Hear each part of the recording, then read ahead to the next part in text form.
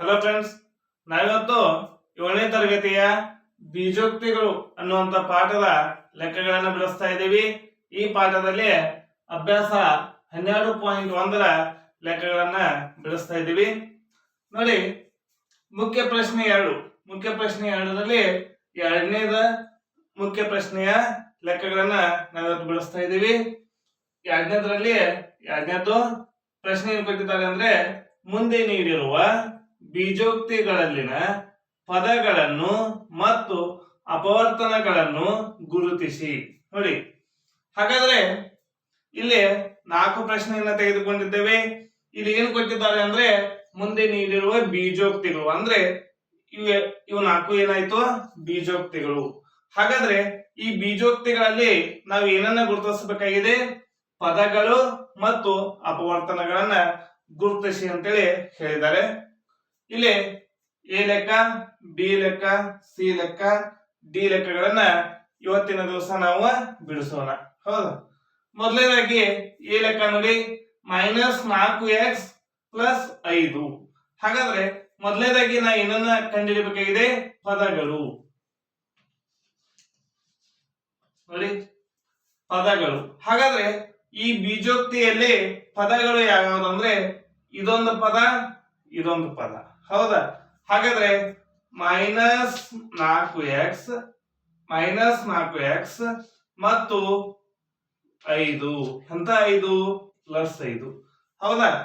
ಇದೊಂದು ಪದ ಮತ್ತು ಇದೊಂದು ಪದ. ಹಾಗಾದ್ರೆ ಪದಗಳು ಎಷ್ಟು? 2 ಪದಗಳನ್ನು ಹೊಂದಿದೆ. ಈ ಪದಗಳನ್ನ ಈ ರೀತಿಯಾಗಿ ನಾವು ಗುರುತಿಸ್ತಾ ಇದ್ದೀವಿ. ಈ ಪದಗಳಿಂದ ನಾ ಏನನ್ನ ಕಂಡುಹಿಡಿಯಬೇಕಾಗಿದೆ? ಅಪವರ್ತನಗಳು. ನೋಡಿ, ಅಂತೇಳಿ ಬರ್ತಾ ಇದ್ದೀನಿ. ಅಂದ್ರೆ ಅಪವರ್ತನಗಳು ಅಂದ್ರೆ ಈ ಪದಗಳನ್ನ ಬಿಡಿಸಿ ಬರೆಯುವುದು. ಬಿಡಿಸಿ ಬರೆದಾಗ ನಮಗೆ ಏನ್ ಸಿಗ್ತಾ ಇದೆ? ಅಪವರ್ತನಗಳು ಸಿಗ್ತಾ ಇದೆ. -4x ಅಂದ್ರೆ -4 ಗುಣಾಕಾರ x ಇದ್ದಾಗೆ. -4x ಅಂದ್ರೆ -4 ಗುಣಾಕಾರ x ಇದ್ದಾಗೆ.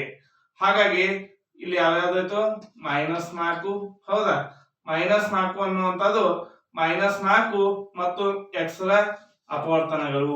ಹಾಗಾದ್ರೆ 4x ಮೈನಸ್ಕ್ಕೆ ಮೈನಸ್. ಹಾಗಾದ್ರೆ ಮತ್ತೆ ಈ ಪದಗಳಲ್ಲಿ ಏನಿದೆ? ಒಂದೇ ಪದ ಇದೆ, ಅದೇ ಆತರ ಏನಾಗ್ತಾ ಇದೆ? ಅಪವರ್ತನ ಆಗ್ತಾ ಇದೆ. ಹೀಗಾಗಿ ಅಪವರ್ತನ ಯಾವುದು? 5 ಅಥವಾ +5 ಅಂತ ಕೂಡ ನಾವು ಬರಿಬಹುದು.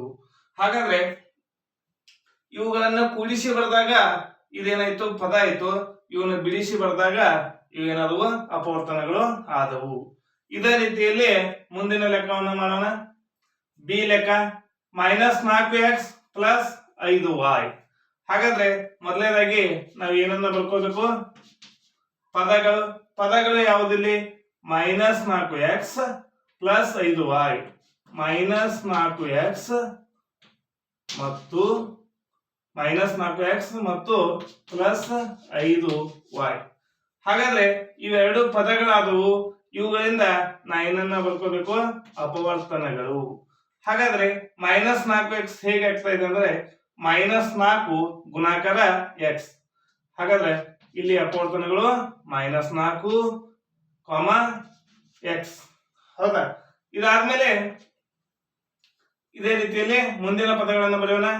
+5y ಅಂದಾಗ 5 ಗುಣಿಸು y ಆಗ್ತಾ ಇದೆ.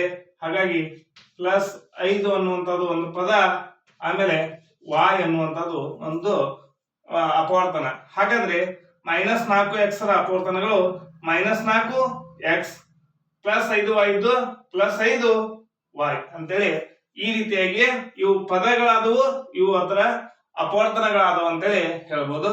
ಇದೇ ರೀತಿಯಲ್ಲಿ ಸಿ ಲೆಕ್ಕವನ್ನ ಬಿಡಿಸೋಣ. 5y + 3y². ಹಾಗಾದ್ರೆ ಫಸ್ಟ್ ನಾನು ಪದಗಳನ್ನ ಬರ್ಕೋಬೇಕು. ಪದಗಳ ಯಾವುದು? 5y. ಹೌದಾ?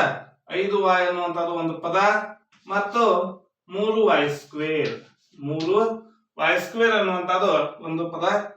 ಇಲ್ಲಿ ಇವುಗಳಿಗೆ ಅಪವರ್ತನಗಳನ್ನ ಬರ್ಕೋಬೇಕು. 5y ದಲ್ಲಿ ಯಾವುದು? 5 ಮತ್ತೆ ಯಾವುದು? y. 5 ಆಮೇಲೆ y. ಹಾಗಾದ್ರೆ ಇಲ್ಲಿ ಅಪವರ್ತನಗಳು ಎಷ್ಟಕ್ಕೂ? 2, 5y. ಅದೇ ರೀತಿಯಾಗಿ ಮುಂದಿನ ಪದಗಳನ್ನ ಬರೋಣ. ಇಲ್ಲಿ ನೋಡಿ 3 ಹೌದಾ. y ಸ್ಕ್ವೇರ್ ಇದೆ. yಗಳು ಅಂದ್ರೆ ಎಷ್ಟದು? yಗಳು 2 ಸಲ ಇದಾವೆ, ಅದಕ್ಕಾಗಿ y y ಹೌದಾ. ಯಾಕೆ yಗಳು 2 ಸಲ ಬಂದು ಅಂದ್ರೆ yಗಳು 2 ಸಲ ಇದಾವೆ, 2 ಸಲ ಇದಾವೆ. ಹಾಗಾದ್ರೆ 3y square the ಅಪವರ್ತನಗಳೇನು? 3y y. ಈ ರೀತಿಯಾಗಿ ನಾವು ಬರ್ಕೋಬಹುದು. ಇದೇ ರೀತಿಯಲ್ಲಿ ಡಿ ಲೆಕ್ಕ xy plus 2x square y square. ಮೊದಲನೇದಾಗಿ ಪದಗಳನ್ನ ಗುರುತಿಸೋಣ ಹೌದಾ. ಇಲ್ಲಿ ಪದಗಳು ಯಾವುದು? xy ಮತ್ತು 2x ಸ್ಕ್ವೇರ್ y ಸ್ಕ್ವೇರ್ ಹೌದಾ. ಇಲ್ಲಿ ಪ್ಲಸ್ ಇದೆ ಅಂದ್ರೆ ಪ್ಲಸ್ ಬರ್ಕೋಬಹುದು. ಹಾಗಾದ್ರೆ ಇವುಗಳ ಒಂದು ಅಪವರ್ತನಗಳನ್ನ ಬರೆಯೋದಾದ್ರೆ ಇಲ್ಲಿ ನೋಡಿ xy ಅಂದ್ರೆ x ಗುಣಿಸು y ಆಗ್ತಾ ಇದೆ. ಹಾಗಾಗಿ x, y ಅಂತ ಬರ್ತಾ ಇದ್ದೀನಿ. ಬೇರೆ ಬೇರೆ ಇಲ್ಲಿ ಬಿಡಿಸಿ ಬರ್ತಾ ಇದ್ದೀನಿ. ಮತ್ತು ಇದಾದ್ಮೇಲೆ ಪ್ಲಸ್ 2 ಆಮೇಲೆ x ಸ್ಕ್ವೇರ್ ಇದೆ ನೋಡಿ. x ಸ್ಕ್ವೇರ್ ಅಂದ್ರೆ x ಗಳು 2 ಸಲ x, x. ಇದಾದ್ಮೇಲೆ y ಸ್ಕ್ವೇರ್ ಇದೆ. y ಸ್ಕ್ವೇರ್ ಅಂದ್ರೆ y, y. ಹಾಗಾದ್ರೆ ಇವು ಪದಗಳು ಯಾವುದು? xy ಮತ್ತು plus 2x square y square ಪದಗಳಾದ್ರೆ ಅಪವರ್ತನಗಳು x y plus 2 x x y y. ಈ ರೀತಿಯಾಗಿ ನಾವು ಅವುಗಳನ್ನ ಬಿಡಿಸಿದ್ದೇವೆ. ಈ ವಿಡಿಯೋ ನಿಮ್ಗೆ ಇಷ್ಟ ಆಗಿದ್ರೆ ಲೈಕ್ ಮಾಡಿ, ಶೇರ್ ಮಾಡಿ, ಸಬ್ಸ್ಕ್ರೈಬ್ ಆಗಿರಿ. ಹೀಗೆ ನಮ್ಮ ಯೂಟ್ಯೂಬ್ ಚಾನಲ್ ನ ಎಲ್ಲ ವಿಡಿಯೋಗಳನ್ನ ನೋಡ್ತಾ ಇರಿ. Thank you.